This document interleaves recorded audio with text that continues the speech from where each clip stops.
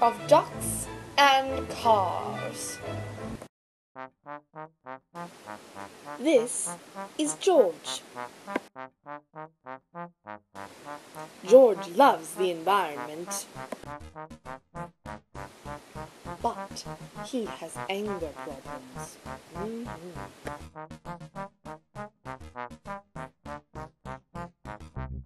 This is Officer Smith.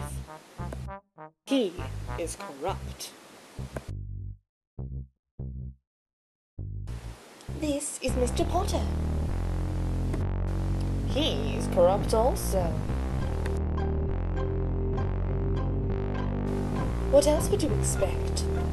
He owns a rental car business after all.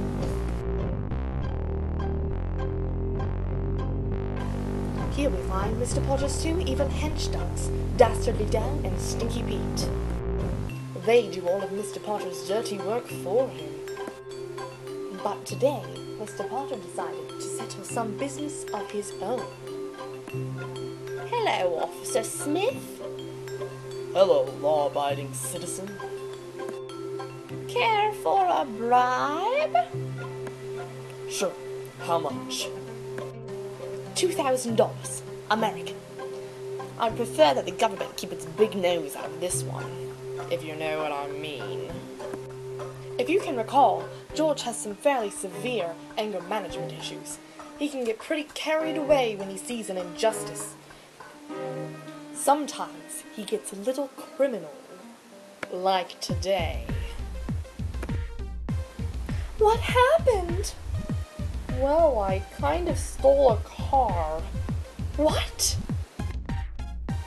You know the guy, Mr. Potter, who owns the rental car business? Well, whenever one of his cars needs an oil change, his assistants drive it out to the Puget Sound and dump it there, simply because he's too lazy to recycle it. That's horrible! I know, and the cop who arrested me, I overheard him make a shady deal with Potter. I have a man in Kentucky that will pay twice that much. Then go to Kentucky. Drats. I'll take it. We have to do something!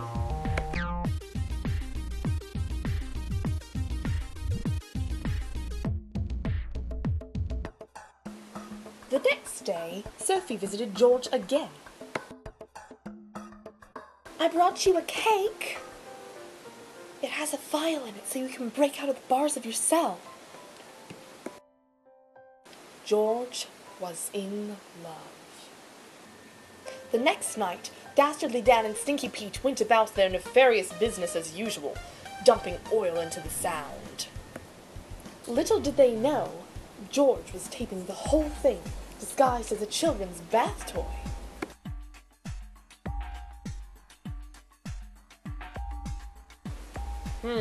That's pretty darn serious, I'd say. Yeah, I would. You are under arrest!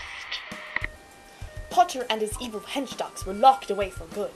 They are being held without bail on accounts of damages to the environment. Officer Smith realized the errors of his ways and donated all the bribe money to cleaning up the Puget Sound. That is after he bought new spinners for his SUV. Heck yeah! Sophie and George were lovingly married. They honeymooned in Seattle. And it rained the entire time.